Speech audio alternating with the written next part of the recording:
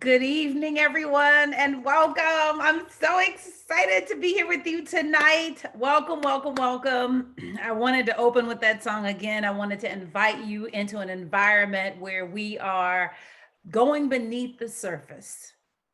That is what we desire to do. Our desire is to dig beneath the surface of spirituality of all of this, and I am excited to just be here and be a part of this evening. Good evening and welcome. A couple of things. Facebook is acting up, so I am not able to go live on Facebook. So if you're watching this, you're probably watching this as a repeat. So there you go. That's what went down today with Facebook. But I want to share with you that today was a really wonderful day, and I'm going to start first with prayer, and then I'm going to talk about the spiritual practice, because I always want to share with you the things that I do that are making a difference in my experience. And the one that I'm going to share with you, I'm like, I can't believe I haven't shared it that up to this point, but for whatever reason, I guess it was meant for this moment. So this is part 9 of 10. This is a 10 weeks that we're together. We will have this is our next last session for this unit. Next week we'll come together, and then we'll take a 1-week break, and then we'll come back and we're going to start talking about the Proverbs. And so I'm really, really excited to dig into the Proverbs and the metaphysics. And so that's going to be good. So I'm excited. And my co-author, Mark Allen Felton, has agreed to come on next week. So he'll be with us next week. So it's going to be a power hour together. But let's take a moment to just open our hearts. Let's open our hearts, because our intention is to expand. Our intention is growth. Our intention is plenty. Our intention is lavish abundance. Our intention is great impact, where we serve at the highest level, where we impact millions and millions of lives. That's our intention. That we're not just here to take up space. We're here to do what God sent us to do. And so I ask that this lesson support that something shared just becomes fertilizer on the soil, in which the seed of your greatness is planted. And I give thanks and praise that what is shared, that you are receptive to, and that it anchors itself into your subconscious mind, and that you leave this space believing more deeply in the gifts that God wants to express through you. I give thanks and praise for this message, for this evening, for this moment, in the name and in the consciousness of the I Am. This prayer is so, and so it is. Amen. Okay. Drum roll, please. I feel like I can't believe I didn't share this. So the spiritual practice that I want to share with you today is about creating space for renewal. So one of the things that I build in, so some of you that are friends with me on Facebook, I've done like the Saturday hikes, and those are about getting out in nature. But today I went down to South Coast Plaza, which is one of the high-end places here in Southern California. I ate a really delicious, rich, expensive meal. And it reminded me that I used to do this thing with my, we're not prayer partners anymore, but we were. She's my original prayer partner, Kim Yarbrough. And we would do what we call Billionaire Babes Day. And on Billionaire Babes Day, it was a whole day of activity. We'd schedule it out, and we hit up like different places that we, wanted to be able to shop at, luxuriate at, experience.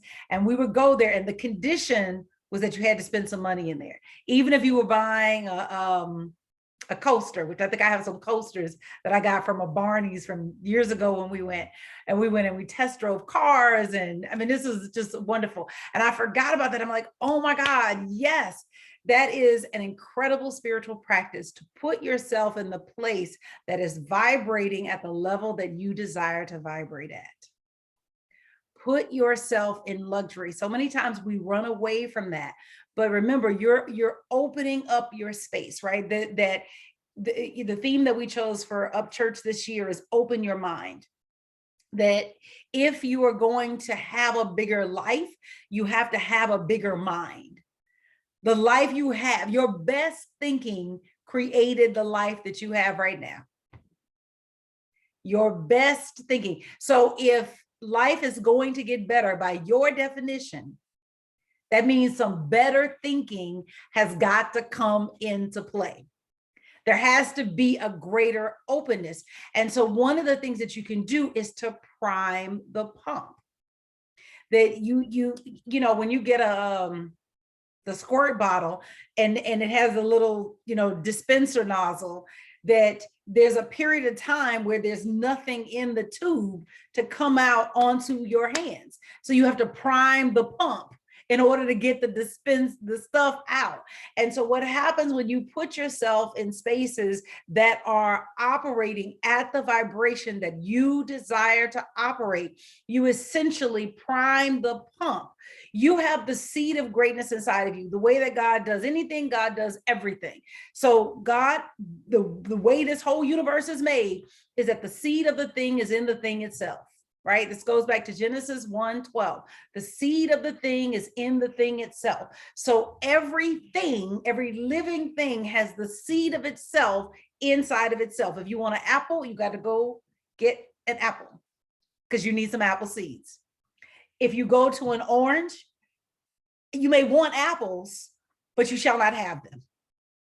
If you want a cat or a kitten, you got to go to a cat. If you go to a dog, your feelings will be hurt. This universe is made that way. So if you want to express what is inside of you, you have to go inside of you to get it. And so spiritual practice is for the purpose of going inside yourself to draw out of you what is already inside of you. So whatever your biggest dream is, whatever that is, the type of impact that you want to have. I know that I'm interested in serving on an international stage. I'm interested in impacting communities of color. Every morning, one of my statements that I read to myself is that I impact communities of color by my example. And that what I am living is serving and giving to those communities. And they're looking and saying, well, if she could do it, I know I could do it. And right. And so I have to prime the pump, right? Because I got to get it out of me. It's stagnant. If the pump were primed, you wouldn't need to. It would already be out into expression. You already have out in expression what the pump is primed for.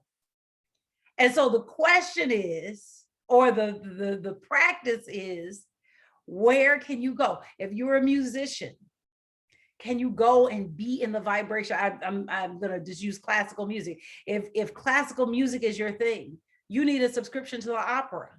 If you can't afford a subscription to the opera, you need to be working at the opera. I mean, this is just, you know, because you want to be in that vibration where the people are doing, living, having, being what it is that you want. And so I decided to go down the South Coast Plaza.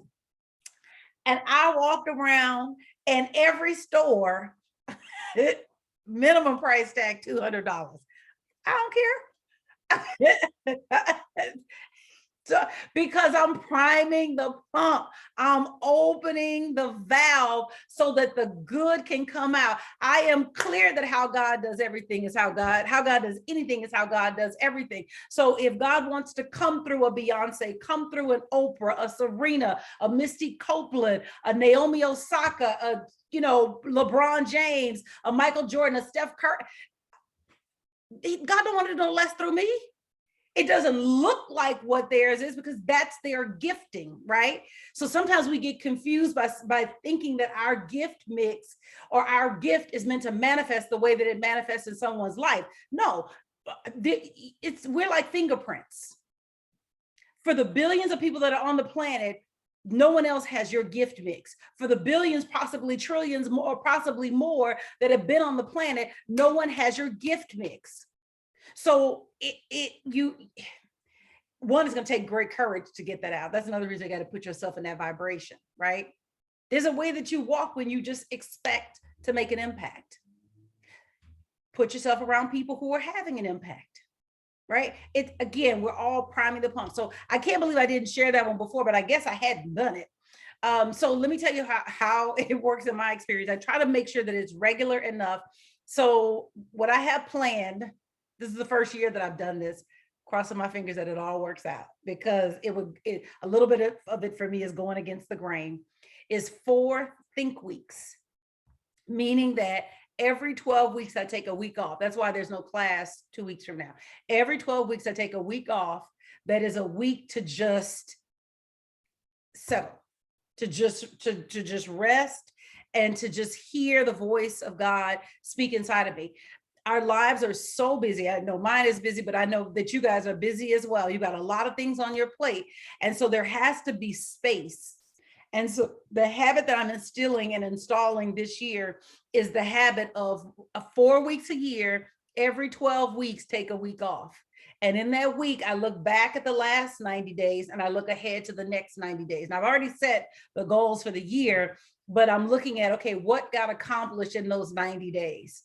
So I never get too far away from the things that I said that I want to do at the top of the year, because I'm evaluating them as I go. And this concept is called a 12-week year. And there's actually a book called that, the 12-week year. And so the process then is about opening up so that I can be available. But then you need those times at least once a month where you put yourself in an expansive environment. And so the hikes on Saturdays are doing that. But then also there have to be other times, because those hikes are with other people. Those hikes are with other people. You need time where it's just you. And it happened to work out today. Maybe that's why I hadn't thought about it, because I also hadn't planned it. So this is a note to self to plan it, Sherri, that it worked out because I didn't need to go into the office today, and I had already arranged the babysitting, which was far enough away that I was like, okay, I'm not going to cancel. I'm going to go ahead and utilize this, pay her, and go with it. And so because I was already down there, I was like, well, let's just stay down here. And oh, well, you know what? We are right next to South Coast Plaza. How convenient. Let's roll down there. Let's see what they're doing over there with the $200 minimum price tags. Let's just see. Let's see what that looks like. So my point is that put yourself in those spaces. That's a powerful spiritual practice. And you need those, in my opinion, at least once a month. And then you need that space. I like units because my mind doesn't go crazy. Like I meditate with a timer, because if I don't use a timer, my mind will be sitting there saying, when is this over? When is this over? When is this over? And so the timer helps my mind, like,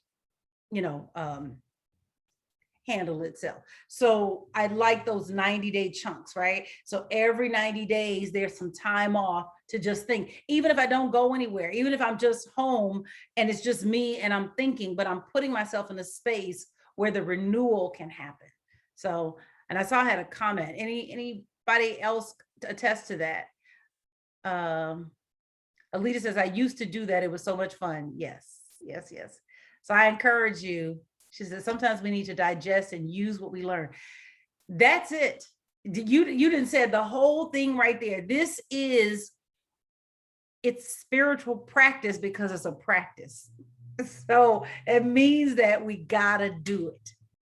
We gotta do it. We have to make it our highest priority.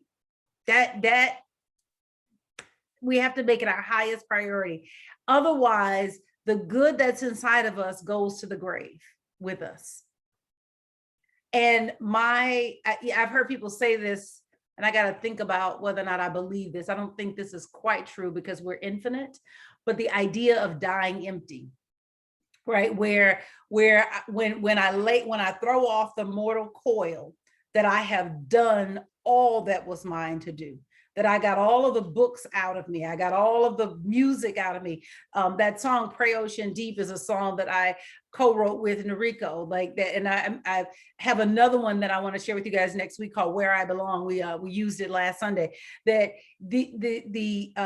again, let me get all of it out. That's just the tip of the iceberg, right? And then it's, I don't have it handy, but I've got these affirmation cards. It's like, I want to get all of that out. I got the book. This is just the first of I have several that are like unfinished book projects that like are in stages. What I don't want to do is get to the last day and realize that all of those things are unfinished. And so the spiritual practice is to support the release of the gift. Any questions, comments, feedback, ahas?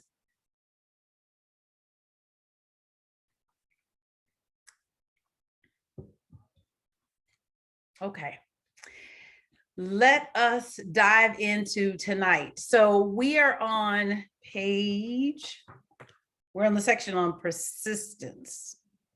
This is my favorite thing because it's the hardest thing in the entire world. There's a quote, I think I gave it to you guys before, that says, either you will follow your own thoughts or you will follow the woman who followed hers. The follow through is so powerful. It's because you got to believe. You got to believe that what you were sent here to do has value. It's easy for me to sit here and say that from this perspective, right? It's on this side. But on the other side, before this book was published, the emotional pain of wanting to get it done and continually coming up with excuses for why not to do it, right? And it's not like, oh, I'm making an excuse not to do it. It's just, stuff happens and it gets in the way of the expression. And so being able to be persistent, the people who get their gifts into expression are not smarter than you. They're not more seasoned than you, more cultivated than you, more anything than you. The people who get their gifts into expression are the ones who decide not to quit. Jay-Z said the genius thing that we did is that we decided not to quit. It is the follow through. It's because what will happen in the follow through is that you will course correct along the way. And so the reason for spiritual practice is that you're going to hit internal resistance. You're going to run up against your fears. Is this needed? I had a lot of anxiety around the name of the book. Well, I call it the money poems. It's like, well, you want to get their attention, don't you? You don't want to call them the abundance poems, the prosperity. No. Okay. So, oh, thank you, Wanda. Thank you. Love you. Have a good night. Have a good night. So, you're trying to get some attention. You want to be provocative, right? If you want to stand out, you got to stand up and shout. There's a reason people follow Lady Gaga or Megan Thee Stallion or whatever. Like you got to put it out there. You're trying to get their attention, Sherri, right? And it's scary to do that, to just put it out there, to just take a chance and just go. But as I sit here and I'm reading this, and doing this study, I hope that this has blessed you guys. I believe it has, because you hear, you're still here. Okay, so y'all didn't quit on me. I cracked myself up, but it's blessed me, right? Just going back through and saying, oh my God, look what God gave to come through me. What else is there? Because whatever you see, not that's related to me, but to yourself, whatever you see pales in comparison. I know you guys have seen that it's a little motivational image that they use it like every motivational seminar you go to. It's a big old mountain, there's some water, and what you see is the tip above the water, but then you see this massive thing. That's you. The tip, what you have expressed, pales in comparison to what has not been expressed. You're infinite. And again, just going back to the spiritual practice, the reason that you put yourself in expansive environments that vibrate at the level you want to vibrate is that you got to believe that you can have it. If I'm just confession session, if I'm telling the truth, those other books are still unfinished because the belief is not there yet.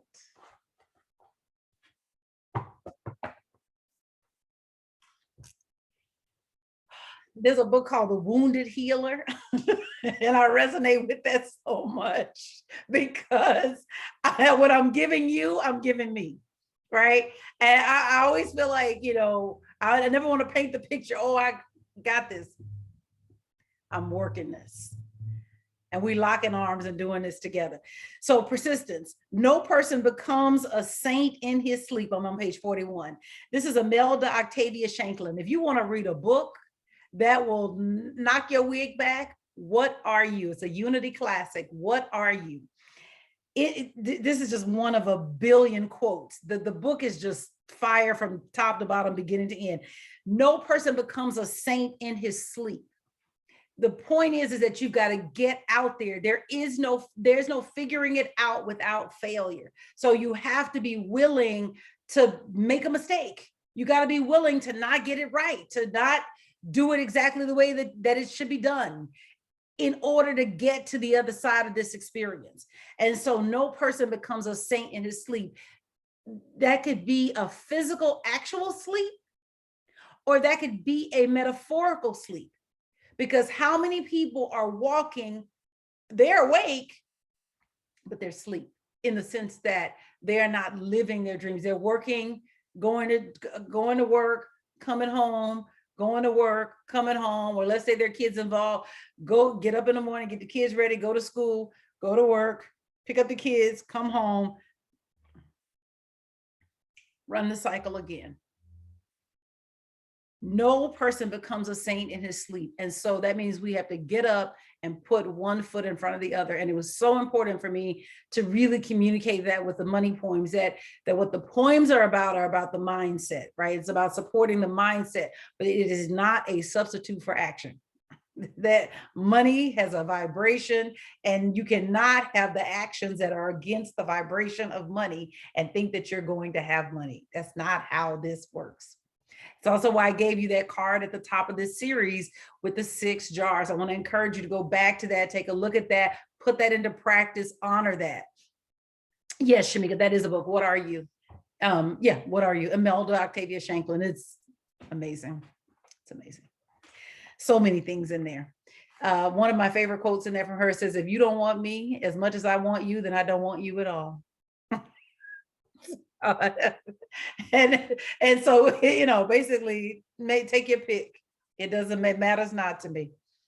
But I will reserve my excitement for those that are reserved, whose excitement has been extended to me.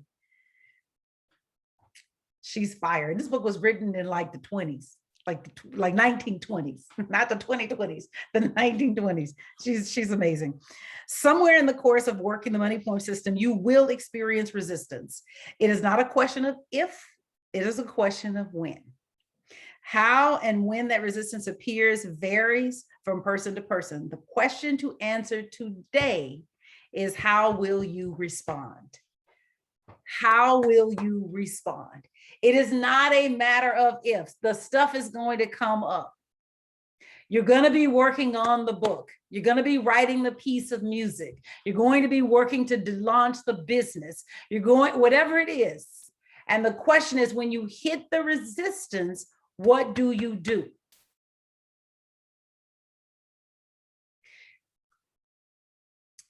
This is why you need the tracker, right? I finally remember to put my tracker, right? This is why you need the tracker, right? Because what you want to do is you want to have a bare minimum as far as like what you do on a daily basis, right? You want to make sure that I'm doing this no matter what.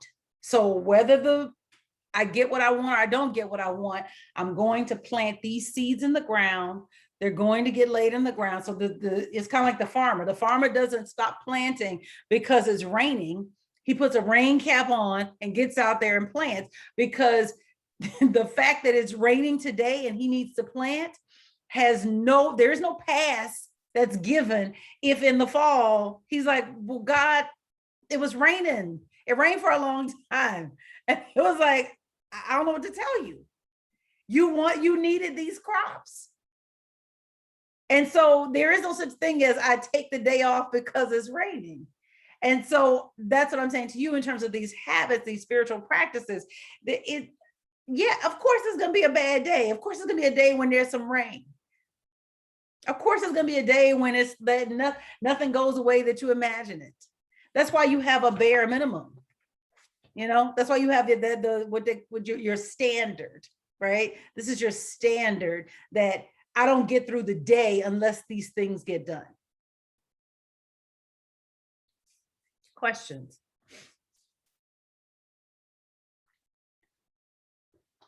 Y'all quiet. I don't know. I'm trusting y'all getting this. Okay. If you intend to develop true wealth, which the money poems can do for you, you must learn to push through your own internal resistance. In fact, your success with the money poems will be in direct proportion to your willingness to persist until your mind changes.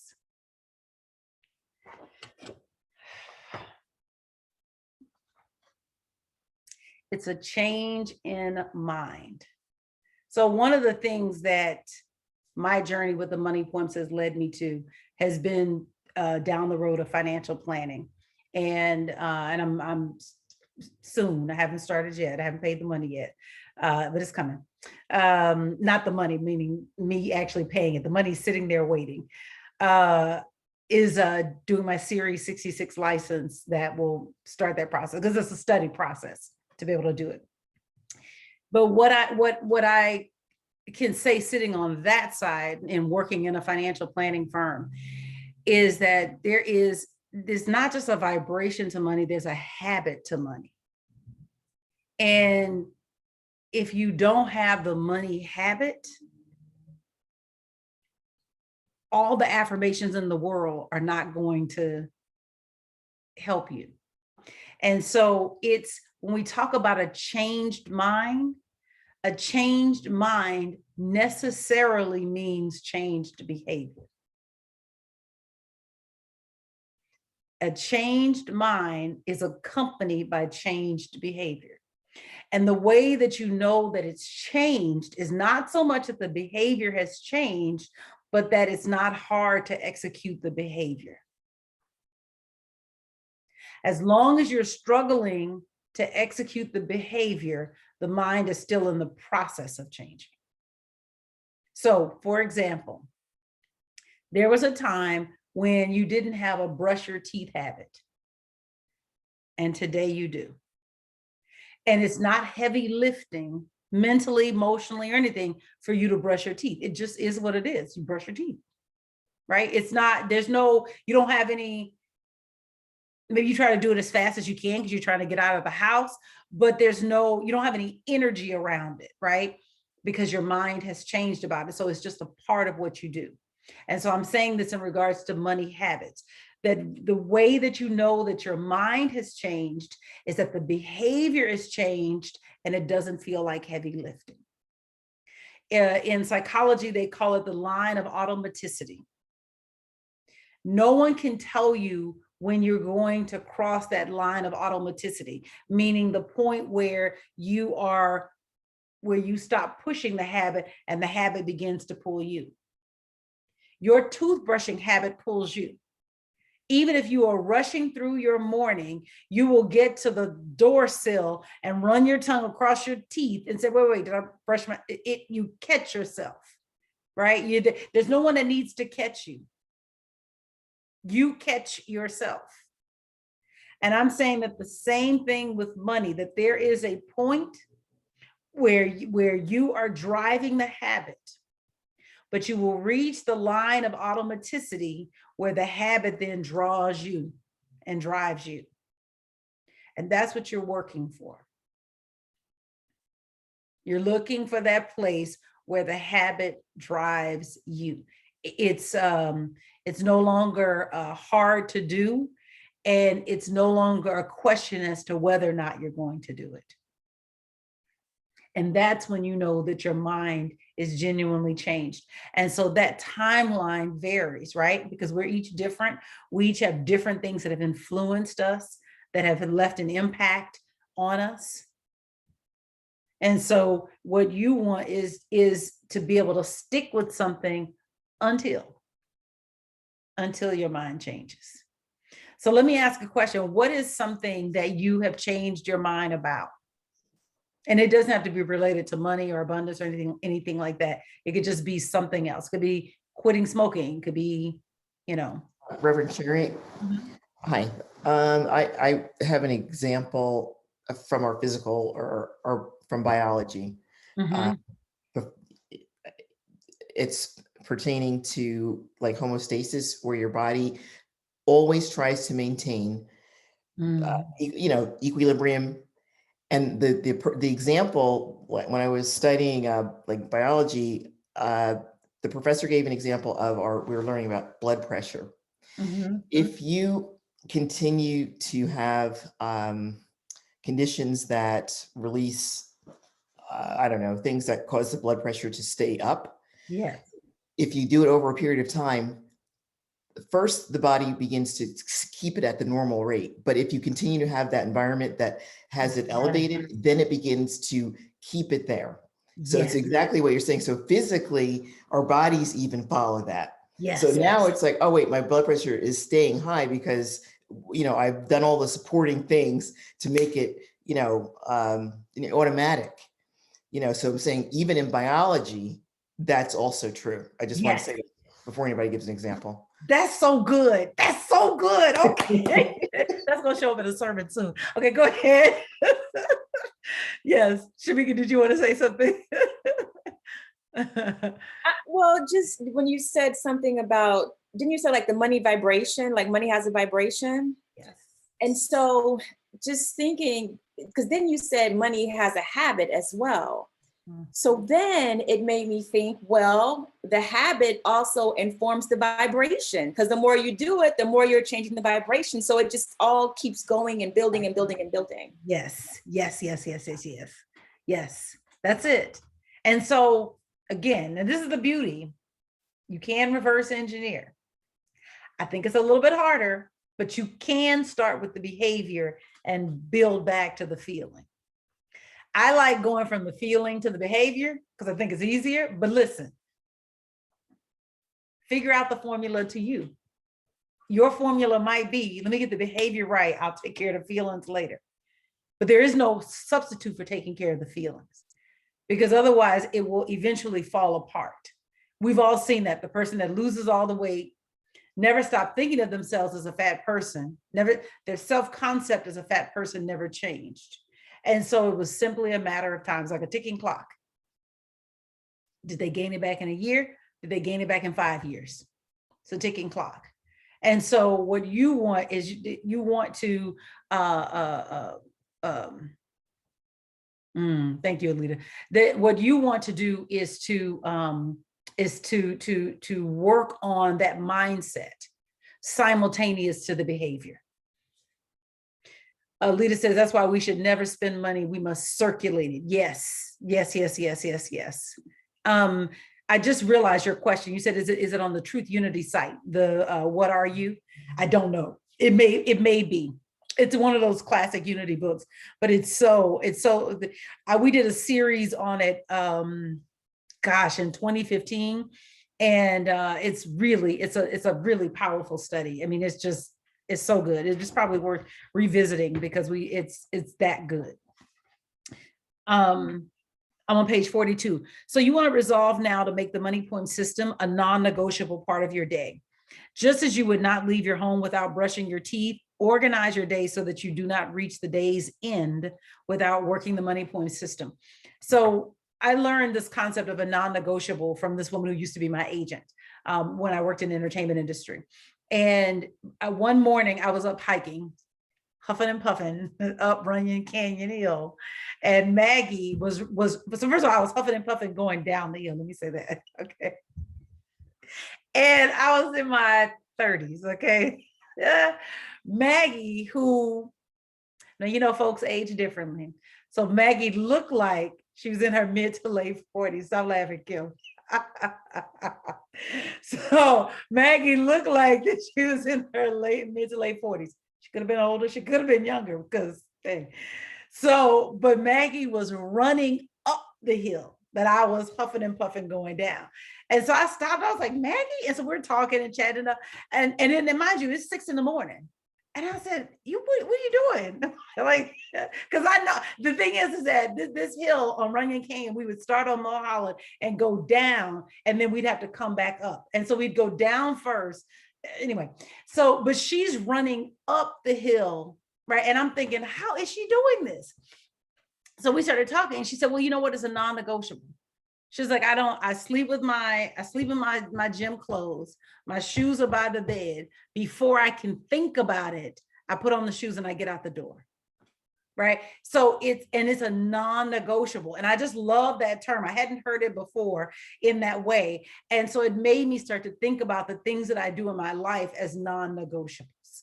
That these are things that are part of my day. This is what I do. So the tracker, I think I sent this to you guys.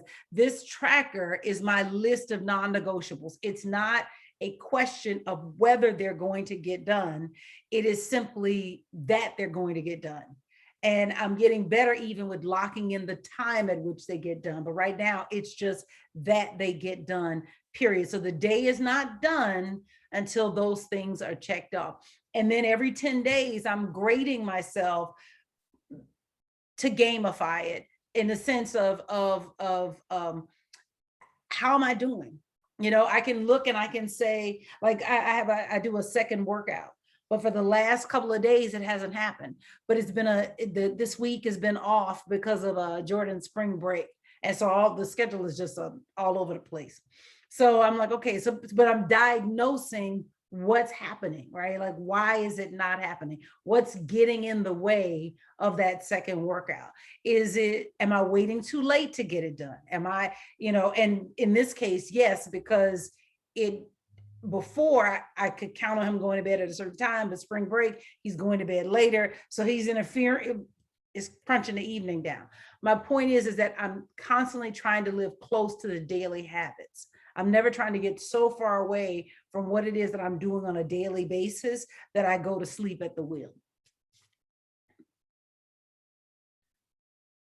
You said difference between limitless supply and scarcity. Yes. Okay. Alita says there is a PDF of What Are You on the Truth Unity site. Perfect. So we developed the Money Points Tracker to help you. Our teacher, the Reverend Dr. Johnny Coleman, taught us that it works if you work it. The Money Points Tracker will help you work it. Every day that you successfully recite the 7 poems, put a star or a check in the appropriate square. The natural tendency of your mind is going to be to complete a perfect tracker. It's just a trick for the mind.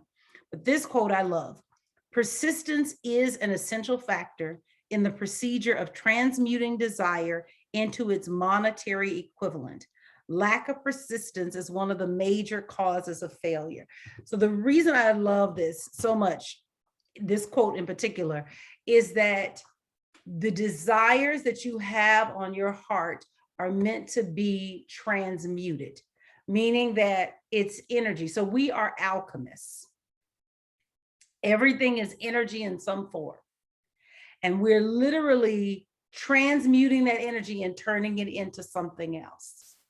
And so we have desire, and desire comes for the purpose of serving you and serving everyone that God sent you here to touch and talk to. So what you have to do is you have to stick with it until. And no one can tell you when your until is. So you can't look at someone else's, because again, you don't know what things went into influencing their expression. So if you judge your timeline by somebody else's timeline, then it doesn't work like that.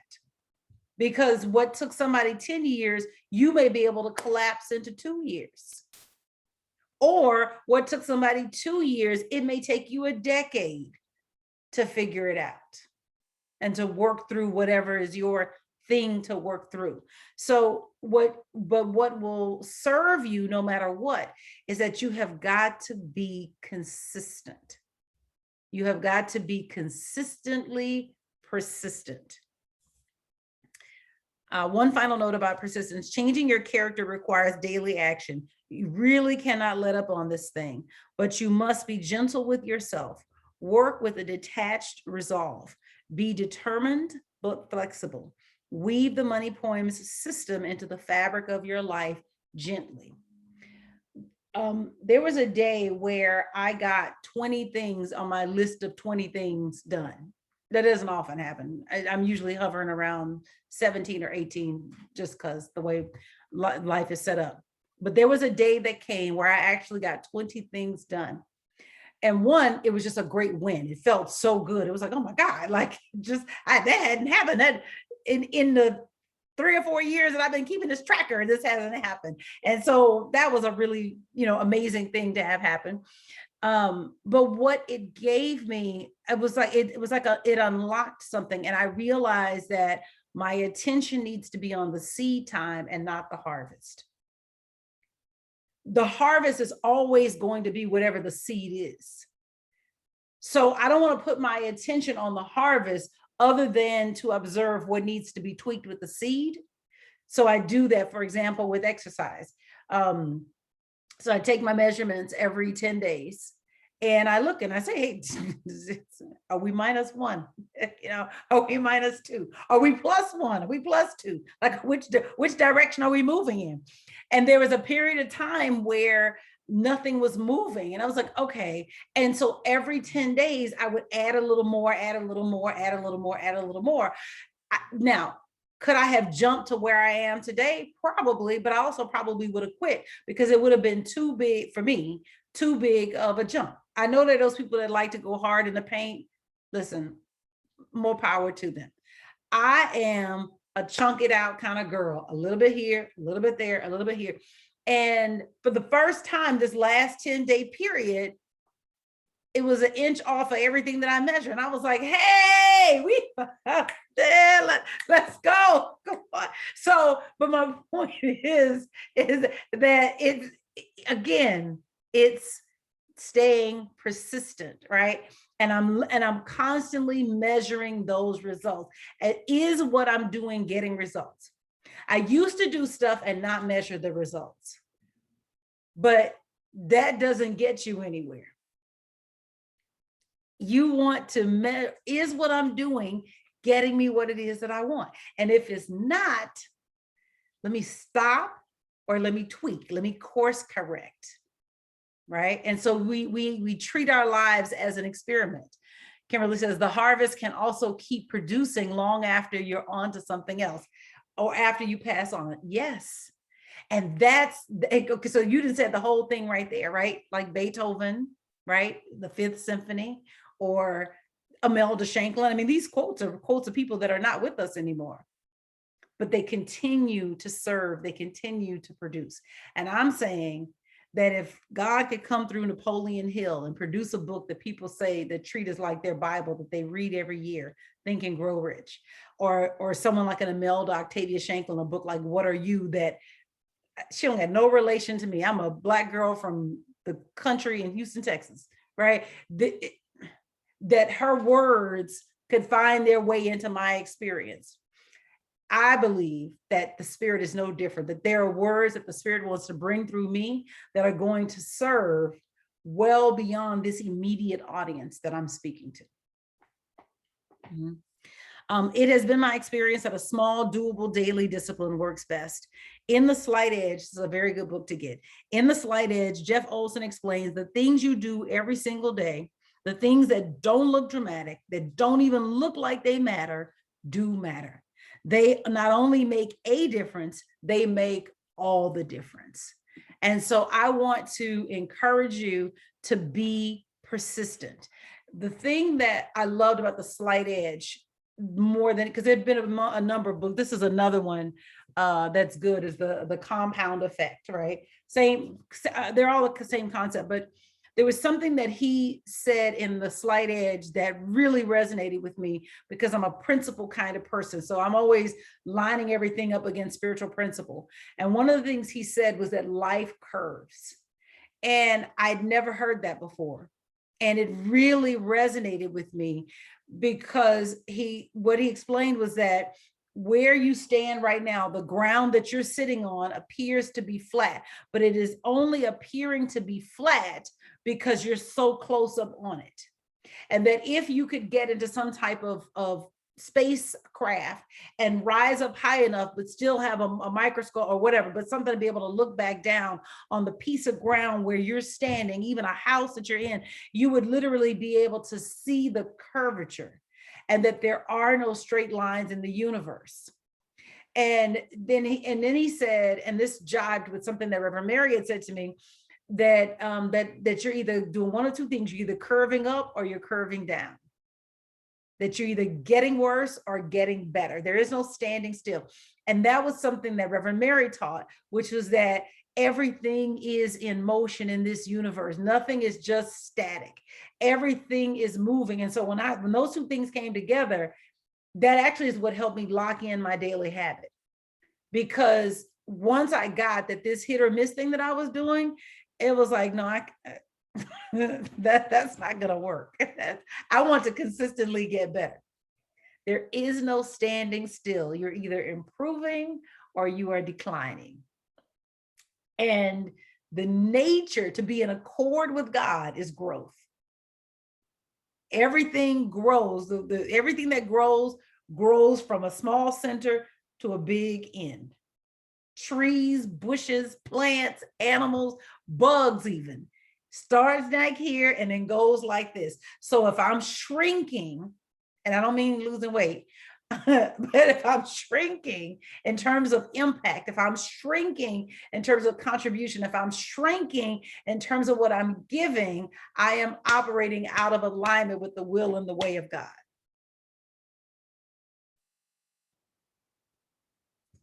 And so it's just real black and white for me. And so those concepts, when they locked into my heart, they helped me turn the daily habit into a non-negotiable. And it's why we presented the money poem system like this, is that it is what you do every day that begins to set up who it is that you become. That the bricks for the buildings that will line your tomorrow are in your hands today, and they're in the form of your words. Your words they're everything. Your words control what you see. There's an example, you guys know who KRS-One is. So I love excellence, and KRS-One, I need to get him for the Bible hangout. He needs to come hang out with us for a little bit.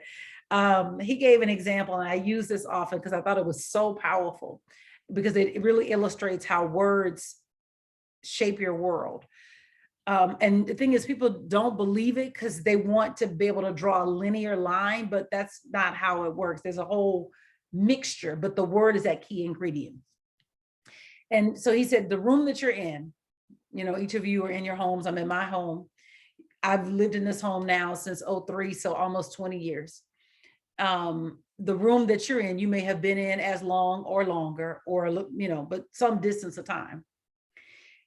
You've been in that, that room backwards and forwards, everything in that room. But an electrician, unless you're a trained electrician, an electrician walking into that room will be able to identify things that are going on in that room, know where power lines are, because of the words that she carries in her heart. It's a vocabulary, right? But you can keep you and the electrician, and you could bring a plumber into the room. And that plumber is going to see what neither you nor the electrician sees because of the words that she carries in her heart. And you can keep you, the electrician, the plumber, and go get a painter. And the painter will come in and be able to give you details about the colors and things in the room. Now, you've been living there 20 years. The electrician comes in, but everyone sees according to the words that are in their heart. And so part of what's happening with the money poems is that you're putting words in your heart so that you may see the abundance in the universe, that you may see what is already there. We are the fish in water. And so if there is plenty to be had. It is not it's not away from us. It's actually right up next to you. There is something here. Another story that's one of my favorite stories is 2 Kings 4, chapter 4, 1-7. The widow with the oil. That is my story. That is my story. That is my life. That is my story. That is my life. I love that. Love that story. I have a book coming based on that. It's coming. Okay.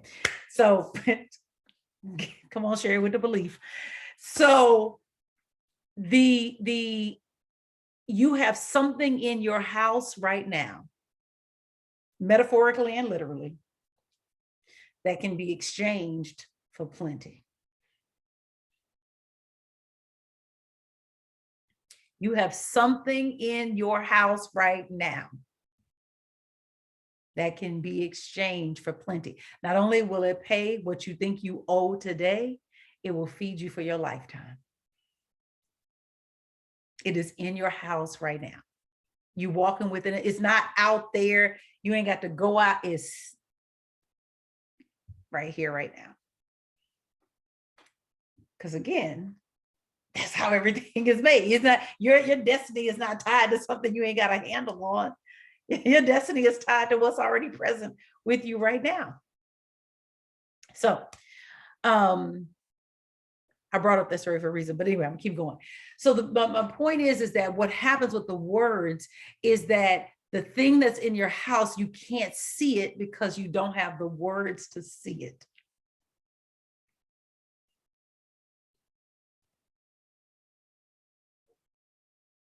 So let's talk about the words. So the next section is gratitude. I'm going to go through this fairly quickly, but it's a short section, but it's very powerful and I don't want to miss it. I'm on 44. We live in a well-stocked universe, but you cannot take advantage of the opportunity you cannot see. And you certainly cannot benefit from the opportunity you don't know how to make use of. Gratitude, expressed gratitude, positions you to see opportunities that you could not see before, and it helps you maximize the opportunities you find. This is how I say it. God has a love language, and God's love language is gratitude. And the more you speak gratitude, and I'm saying speak it aloud, but written is good too. The more you speak gratitude, you literally, just like the electrician can come in a room and see according to the vocabulary, or the plumber can come in a room and see according to that vocabulary. There are things in the room with you right now that you cannot see because there's not enough gratitude. Enough gratitude will shatter the atmosphere where you are. Let me tell you how I learned that. So 2013, no, I was already gone then. 2011, 2012, somewhere in there, I was working at a company called Donor Services Group. And I went to the Avon Walk for Breast Cancer. They were our client. And so I was there walking, and it was part of helping us because we're a tele-fundraising firm. And so we were helping them to raise money for the Avon Walk for Breast Cancer. And so they wanted me as the point of contact for the client to go have that experience. So I'd never experienced this before. It was a marathon on day one. It was a half marathon on day two, and the whole thing is walking. And so I'm walking and, enjoying myself. I'm loving it because I walk, I hike. I'm in heaven. I'm like what is the rabbit in the briar patch? Like this is it. So as you're walking, though, this was in Santa Barbara, so they're taking us along the different streets, and they had people that were stationed along the way. They might be neighbors because we were in neighborhoods. They might be business owners because we were walking through business districts. But it might also be a high school marching band or a cheerleading squad or whatever. And every time you walk past someone, almost without fail, they would just be clapping. And they would say, "Thank you for walking. Thank you for walking." And it made me feel weird because I know I was there for work. I didn't have anybody close to me that had dealt with cancer. I wasn't there for that. I was there for work. But I can't tell you when it happened. I don't know which mile marker. I wish I'd noted it so I could say it accurately. But at some point on that first day, I felt light. But I don't mean lightheaded. I mean like light, like lifted. And even though my feet were like, you need to get back to the hotel right now, I could have walked another 26 miles. And so I journaled about that. And I was like, God, what is this? What was that experience? That was so interesting. And what God gave me is that that's what gratitude feels like. And I was like, oh my God, I have not been grateful enough. That enough gratitude will make you float. And so gratitude is the love language of this universe. We are the fish in water. There is plenty everywhere. It's crowding us out. That's how much plenty there is. How God does anything is how God does everything. A God that created a lavishly abundant world. Why would God stop with you? It just don't make sense. It just does not make sense. And so the gratitude, what happens is that it literally takes the scales off of your eyes. It changes the lens that you're looking at life through. My colorist, because I don't believe in graying. I will not be growing old gracefully. that will not be happening. And so I do go very often. This is color, okay, and it's almost time to get it redone. But this guy has built a multi-billion-dollar company. His products, I'm told, he didn't say it to me, but somebody else told me, his products do over $1 billion a year. And one of the things that I noted about him is that every time I talk to him, he is always talking about what he's grateful for. It just comes up in the conversation. Gratitude is the love language of this universe. And the thing that gratitude does, because I'm gonna tell you, I was afraid to be grateful. And I know that sounds stupid, but it's true. I was afraid to be grateful because I thought that being grateful for what I did not want would anchor it to my experience. And I remember when this insight came, I was on the 5 freeway driving home to Glendale, going 5 north, getting ready to get off on the 134. Or no, going in the opposite direction. But anyway, point is right there, going passing Griffith Park. And God said, don't you think I'm smart enough to not lock you into what you don't want? And I was like, oh yeah. That what gratitude does is that it sweetens what you have. And what it does is that it either turns what you have into what you do want, or it gently, and I love the word gently because I don't need anything ripped out of my life, it gently moves what is not for you out of your space to make room for what is yours. And so gratitude, it's like you have the life that matches the level of gratitude that you've expressed. Which ought to make you just breathe. just okay, all right.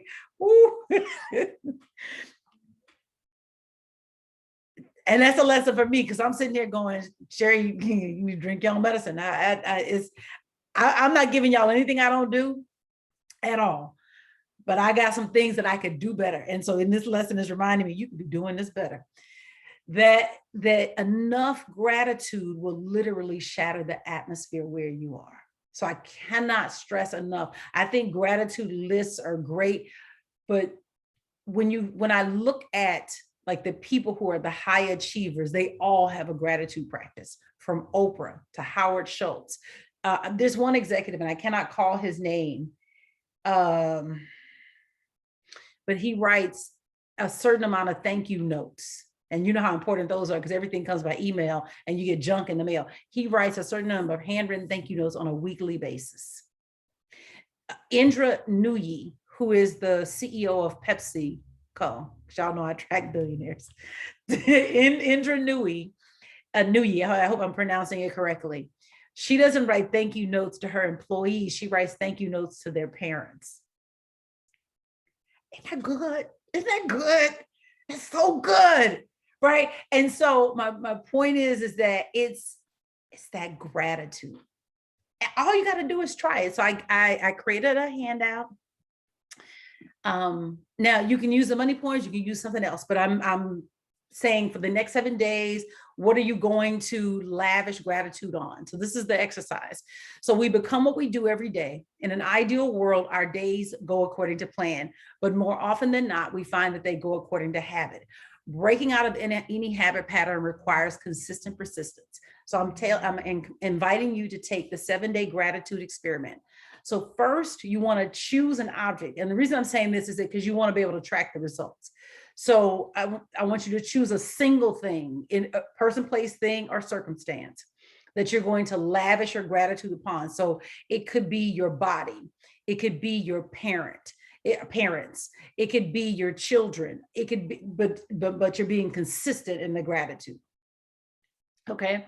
And what you're going to do is you're going to write down 3 reasons each day that you're grateful for this person, place, thing, or circumstance, and challenge yourself not to repeat yourself, right? So when you finish this, you'll have 21 different reasons, okay?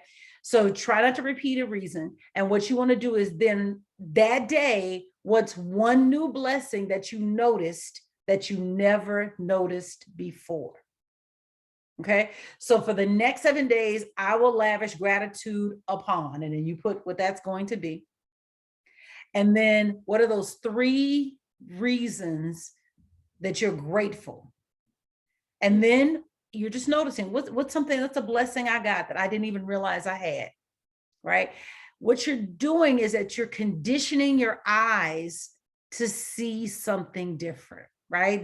Gratitude is the language of the universe. Remember, we're the fish in water. We are walking in plenty. We are drenched in plenty. It's everywhere. You cannot get away from it. It's who we are. It's the reality of our existence that plenty is everywhere. So what you want to do is choose something that you're going to lavish gratitude upon and just see what God reveals to you. Okay. Questions? Thank you guys for tonight. I hope this was helpful. I can't wait to hang out with you next week. Y'all, you get to meet my co-author, Mark Felton. It's going to be fun. It's going to be a lot of fun. Any questions? Any ahas? Any responses? No? Okay. Well, the 7th thing, I'll just say really quickly, is so when you were explaining it, you were like 3 different things every day. I was like, woo, it just felt so, how to do that, right? However, as soon as you said, see what God reveals to you, then I'm like, okay, that right there. Okay, so that opens up the curiosity of something that I don't know, that I'm not, you know what I mean? That I can trust. Okay, God, I know you'll give revelation. You know what I mean? So that curiosity makes it a little bit easier. Good. Wonderful.